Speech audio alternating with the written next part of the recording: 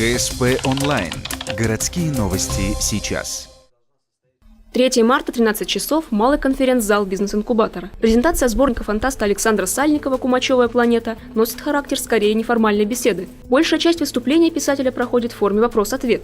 Александр Сальников уделяет время каждому и затрагивает самые разные темы. От тенденций в современной фантастической литературе и особенностей этого жанра до деталей творческой автобиографии. Просто создавать любые условия для того, чтобы герой, мог измениться, мог трансформироваться. Можно его загнать в любые абсолютно условия и посмотреть, как он будет себя вести. Вот это, наверное, то, что фантастика дает делать, а любой другой жанр нет. В один период я был поэтом-песенником. Тогда было очень модно играть на гитаре, иметь свою группу, там неплохо получалось, на мой взгляд. Слава богу, мы тоже все это прошло, как детское увлечение. И потом, именно к литературе, когда я перешел, тут тоже можно так смешно сказать, как вы начали писать. Когда я понял, что нечего читать, я решил написать сам. Вот примерно из этой серии. Это, знаете, когда это? Когда ты что-нибудь такое прочитал или посмотрел, фильм какой-нибудь, думаешь, классный такой, я бы написал, но я бы, наверное, лучше сделал. Вот здесь он что-то как-то не дотянул, вот здесь бы я по-другому бы сделал, Доцент кафедры ПЭМ Кухтинского университета, кандидат технических наук Александр Сальников – писатель-фантаст, известный на российском уровне. Его произведения публиковались в таких известных журналах, как «Полдень. 21 век», входили в сборники «Фантастика 2008», «Мелкий дозор» Сергея Лукьяненко. На счету автора 2 романа и множество произведений малой прозы. Творческая плодовитость – результат не только таланта, но и усилий над собой.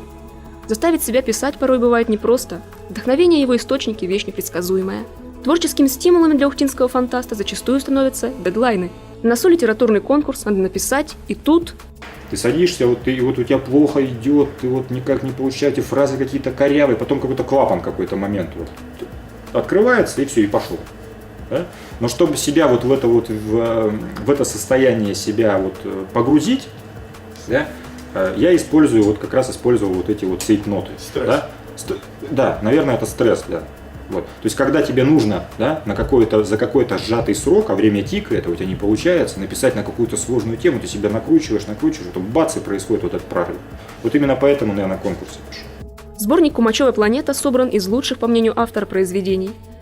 В хронологическом порядке, и это важно, чтобы в процессе чтения можно было проследить творческое развитие автора. Примечательно, сборник фантастических рассказов выпустили на средства республиканского гранта «Социально значимая литература». Ежегодно проводится конкурс в Республике Коми, выделяются деньги на издание литературы значимой в республике. И участвуют в этом конкурсе не сами авторы, а участвуют издательства с рукописями авторов. То есть автор предоставит некий материал, и издательство, соответственно, участвует в конкурсе. Так получилось, что издательство «Сыктывкарская СКОМ» рассмотрела мою рукопись, сочла ее достойной и поучаствовала в гранте, и мы так победили.